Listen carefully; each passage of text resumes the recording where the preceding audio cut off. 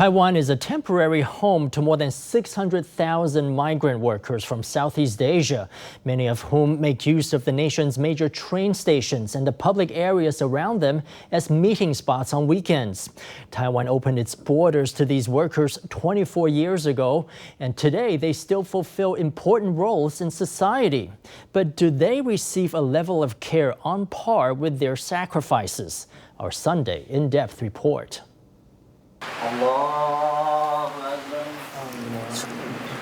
These Indonesian Muslim migrant workers read out verses of the Quran as part of a religious service. They're congregated on one side of Dongxie Square, formerly known as First Square, where they get a much-needed rest. They're not there just to practice Islam.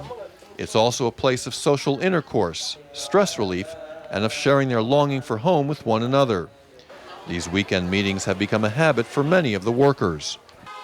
Groups of more than 10,000 of these Southeast Asian migrant workers have become a frequent sight in the areas around the nation's major railway hubs on weekends.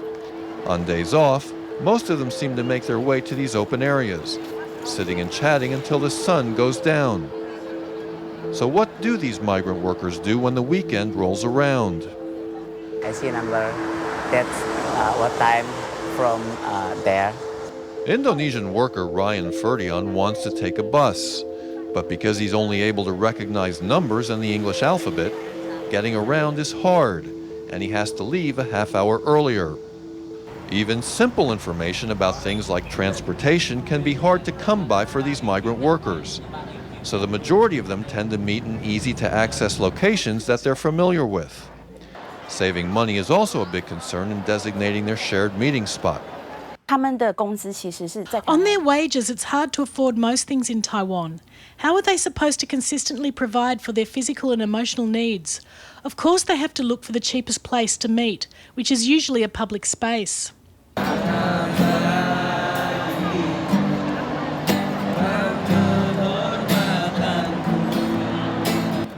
Another reason for their large get-togethers is that they usually don't have much in the way of alternatives.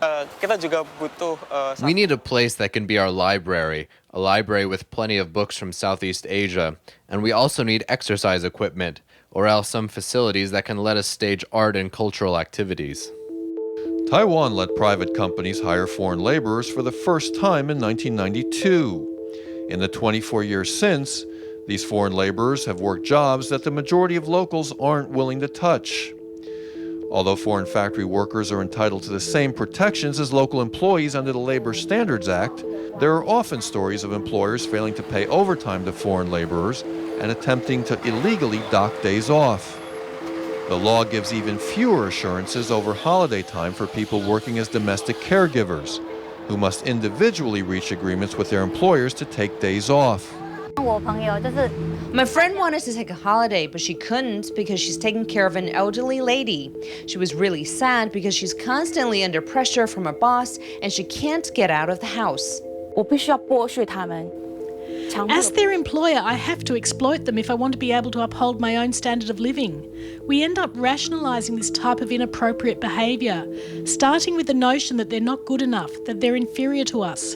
The lack of legal protections over personal space and break time for migrant workers stems from deep-seated discriminatory attitudes among Taiwanese toward these workers, especially those from Southeast Asia. The discrimination is often seen in the form of physical segregation between locals and foreigners. There are two groups that form naturally. Customers at stands on the first, second, and third floors of the city government building are mostly migrant workers, while the areas on the fourth floor and above are mainly occupied by Taiwanese, and some of those shops don't sell to foreign migrant workers. Every Sunday, the first floor main concourse at Taipei Main Station is full of migrant workers.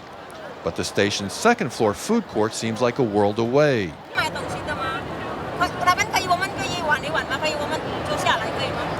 On the last day of the Muslim religious festival of Ramadan, migrant workers come together at the station to celebrate the end of their month-long fast.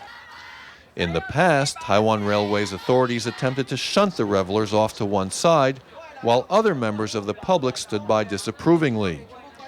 But now, the station has set up a Muslim prayer room, and is planning to upgrade its ticket machines so that they can be operated in a range of Southeast Asian languages. Ayah berangkat dulu ya nak, jangan nakal ke bunda. Ayah cari uang buat masa depan kita. Liriku sambil mengelus perut istriku. This migrant worker reads out his own essay about his experience leaving his hometown and the feeling of having to say goodbye to his unborn daughter. He may be labeled a worker, but Ryan Ferdian is also a writer. As workers from Indonesia who are living in Taiwan, we have fun outside of our jobs, and we do productive things and have hobbies such as writing and reading. These people aren't just workers or caregivers for local families. They also need friends, free time and pleasure, and the feeling that they're complete people. The more than 600,000 migrant workers in Taiwan help keep many of the nation's factories running and play important roles in caring for the elderly. But under their work clothes, these people are simply human beings who want more space and time to realize their own dreams of a life fulfilled.